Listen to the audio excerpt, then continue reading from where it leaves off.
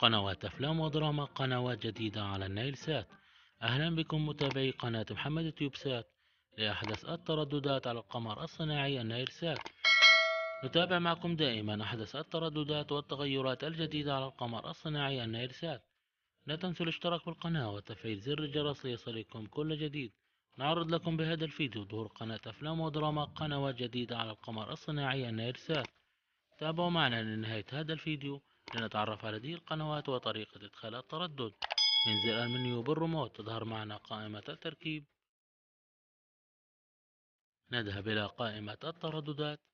لإضافة تردد جديد للقنوات التي ظهرت على النايل سات نقوم بالضغط على الزر الأحمر الموجود بالريموت ونقوم بإدخال التردد 12729 على معدل ترميز 27500 والاستقطاب رأسي وعمودي وحرف الفي، ونضغط موافق لإدخال هذا التردد.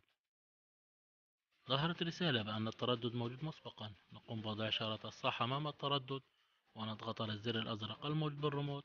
البحث عن الشبكة نجعله مغلق. نوع القناة نجعلها مجاني ونبدأ عملية البحث. ظهرت 14 قناة على هذا التردد. نضغط نعم لحفظ عملية البحث.